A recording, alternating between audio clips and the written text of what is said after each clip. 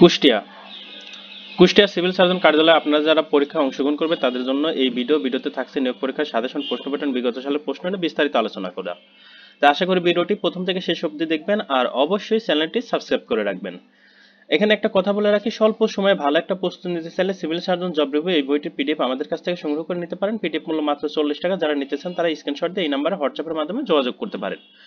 আপনাদের civil surgeon কার্যালয় কুষ্টিয়াতে নিয়োগ বিজ্ঞপ্তি ছেড়েছে। সেখানে স্বাস্থ্য সহকারী পদে 97 জন, পরিসংখ্যানবিদ পদে 3 জন, টেকনিশিয়ান পদে 1 জন, স্টোর কিপার পদে 4 জন, 60 মুদ্রাক্ষরিক কাম কম্পিউটার অপারেটর পদে 1 জন, অফিস সহকারী কাম কম্পিউটার মুদ্রাক্ষরিক পদে 5 জন, ড্রাইভার পদে 4 জন লোক নিয়োগ দেওয়া হবে।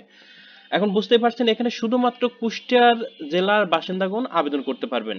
আর এই নিয়োগ বিজ্ঞপ্তি সম্পর্কে বিস্তারিত দেখতে আমাদের এই ভিডিওর ডিসক্রিপশন বক্সে একটা লিংক দেওয়া আছে, যেখানে আপনাদের এই নিয়োগ বিজ্ঞপ্তির ডিটেলস দেওয়া আছে। ওই লিংকে ক্লিক করলে আপনারা ডিটেলস পেয়ে যাবেন। আপনাদের প্রশ্ন কেমন আসবে, আপনাদের প্রশ্ন কিন্তু রিটেন পদ্ধতিতে আসবে। আপনারা কোন কোন টপিকস পড়ে যাবেন পরীক্ষা, যেহেতু নিজের জেলায় পরীক্ষা হবে এবং স্বাস্থ্য সহকারী, বিশেষ করে স্বাস্থ্য সহকারী পদে যারা আবেদন করবেন তারা মোটামুটি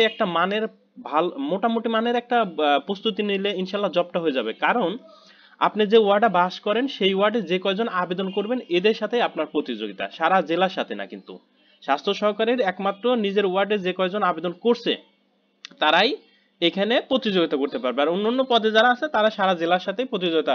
যেমন অনেকেরই আছে যে নিজের ওয়ার্ডে সিট খালি নেই, তাহলে কি করবেন, অন্যান্য পদ যে পদগুলা, যেমন মনে করেন পরিসংখ্যানবিদ, টেকনিশিয়ান, স্টোর কিপার, এই পদগুলোতে আবেদন করবেন যাদের নিজের ওয়ার্ডে সিট ফাঁকা নেই। আর নিজের ওয়ার্ডে সিট ফাঁকা কিভাবে দেখবেন সেটা এই ভিডিওর ডিসক্রিপশন বক্সে দেখেন লিংক দেওয়া আছে, লিংকে ক্লিক করলেই দেখতে পাবেন। স্বাস্থ্য সহকারী যারা আবেদন করবেন তারা অবশ্যই নিজের ওয়ার্ডে সিট ফাঁকা আছে কিনা সেটা দেখে করবেন। আর যাদের ওয়ার্ডে সিট ফাঁকা নেই তারা এই নিচের যে পোস্টগুলো আছে এই পোস্টগুলোতে আবেদন করতে পারবেন।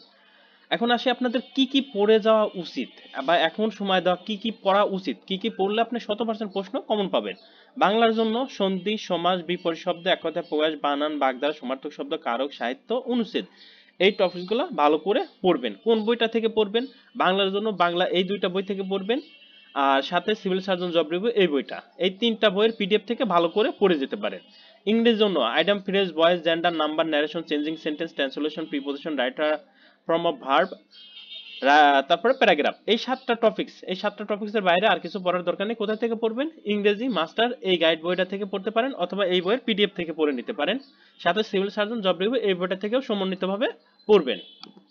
গণিতের জন্য গণিত পিডিএফটাই যথেষ্ট। তবে যদি আপনার গণিত পিডিএফ সংগ্রহ করতে না পারেন বা আপনাদের যদি আর্থিক সমস্যা থাকে, সেক্ষেত্রে আপনি যে কোনো হাই স্কুলে গিয়ে নবম শ্রেণীর বইটা এবং অষ্টম শ্রেণীর বইটা, এই দুইটা বই আপনি সংগ্রহ করে প্রত্যেক দিন এক্সারসাইজ করবেন। পরীক্ষার আগে যা করে গণিত শেষ করা কখনোই পসিবল না, এই কারণে আগে থেকে এক্সারসাইজ করবেন, প্রত্যেক দিন পড়বেন গণিতটা। এক্ষেত্রে আপনার এই যে আপনাদের যে পরীক্ষা রিটেন গণিত আসবে সেটা কিন্তু নবম শ্রেণী এবং অষ্টম শ্রেণীর বই থেকে হুবহুব তুলে দেওয়া হয় গণিতগুলা। এই কারণে এক্সারসাইজ ভালো থাকলে আপনি অবশ্যই ভালো করতে পারবেন। আর সাধারণ জ্ঞানের জন্য সিভিল সার্জন জব রিভিউ এই বইটাতে যা দেওয়া আছে এই এনাফ।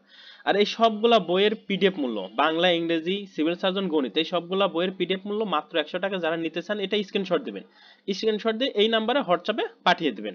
আপনাদের প্রশ্ন প্যাটার্নটা কেমন আসবে একটা প্রশ্ন প্যাটার্ন দেখায় দেই। সন্ধি বিচ্ছেদ করুন, অহংকার, নাবেগ, সংবেদনা, সংখ্যা, আচ্ছা এক কথা প্রকাশ করুন, বিপরীত শব্দ লিখুন। এই যে প্রশ্নগুলো দেখতে পাচ্ছেন যে প্রশ্নগুলো এইভাবে আসে। বাগধারা অর্থ লিখুন, মানে বাগধারা থেকে আসছে।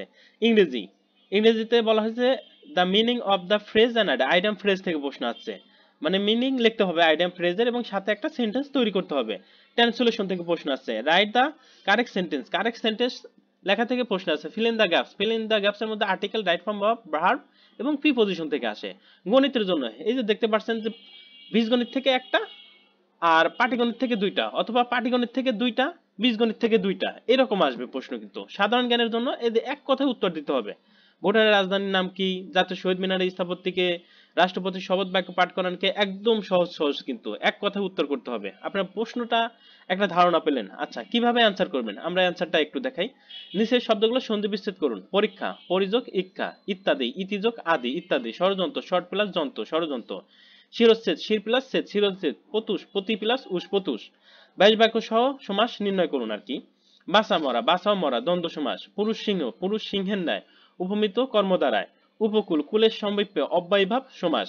গুরু ভক্তি, গুরুকে ভক্তি, চতুর্থ তৎপুরুষ সমাস অথবা দ্বিতীয় তৎপুরুষ সমাস। হাতে হাতে, হাতে হাতে যে যুদ্ধ, বেতিহার ব্রহুবিহি। যুক্তবর্ণ ভেঙে লেখুন, ব্রাহ্মণ, হযোগ ম, যযোগ অঙ্গ, কযোগ মধ্যাহ্ন স। আপনারা বুঝতেই পারছেন যে প্রশ্নগুলো এইভাবে আসবে, আর আপনাদের উত্তর কিন্তু এইভাবে হতো। যেমন সাধারণ জ্ঞানের ক্ষেত্রে বাংলা সাহিত্যের আদি নিদর্শন কোনটি, আমরা উত্তর লিখবো শর্টকাট, উত্তর চর্যাপদ। বাংলা গদ্যের জনক কাকে বলা হয়, উত্তর ঈশ্বরচন্দ্র বিদ্যাসাগর।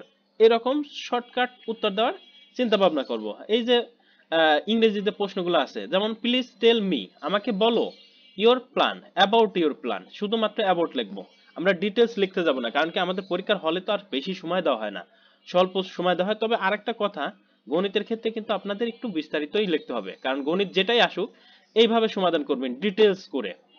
যেভাবে নবম দশম শ্রেণীতে আপনারা ডিটেলস করে গণিত করছেন, ঠিক সেভাবেই এসএসসি তে যেভাবে আপনারা বিস্তারিত লিখে উত্তর করছেন, সেভাবে বিস্তারিত করে আপনাকে উত্তর লিখতে হবে, নতুবা কিন্তু আপনি মার্কস পাবেন না যদি শর্ট উত্তর করে আসেন যে উত্তর এত। এভাবে করা যাবে না, একমাত্র গণিতের ক্ষেত্রে আপনাকে বিস্তারিত করতে হবে। তা আপনাদের বোঝাইতে পারছি যে প্রশ্ন কেমন আসবে, কিভাবে অ্যান্সার করতে হবে, কোথায় থেকে করতে হবে, কোন কোন বই পড়তে হবে। আপনাদের বলেইছে যে এই সবগুলা বই পড়লে আপনি 100% প্রশ্ন কমন পাবেন, সবগুলা বই যদি আপনি সমন্বিতভাবে পড়েন। সবগুলা বইয়ের পিডিএফ মূল্য 100 টাকা, যারা নিতে চান তারা স্ক্রিনশট দিয়ে এই নাম্বারে হোয়াটসঅ্যাপে পাঠিয়ে দেবেন। আর যারা মোটামুটি একটা প্রস্তুতি নিতে চান, 100% না 70% প্রশ্ন বা 60% প্রশ্ন কমন পেলেই যথেষ্ট, তাদের জন্য বলবো যে 40 টাকা দিয়ে শুধুমাত্র এটা সংগ্রহ করলেই হবে। এটাতে কি অনেকেরই প্রশ্ন থাকে, এটাই সিভিল সার্জন জব রিভিউ, এটাতে কি কি আছে, এটাতে বাংলা, ইংরেজি, গণিত, সাধারণ জ্ঞান অল্প অল্প আলোচনা করা আছে, সাথে প্রিভিয়াস প্রশ্ন দেওয়া আছে বিভিন্ন জেলার, বিভিন্ন জেলায় যাবতকালে যত পরীক্ষা আছে সেই পরীক্ষার প্রশ্ন এবং উত্তরপত্র দেওয়া আছে। আজকের ভিডিও এখানেই শেষ করছি, সবার জন্য শুভকামনা রইল, সবাই সুস্থ থাকবেন, ভালো থাকবেন, আর অবশ্যই চ্যানেলটি সাবস্ক্রাইব করে আমাদের পাশে থাকবেন। আল্লাহ হাফেজ।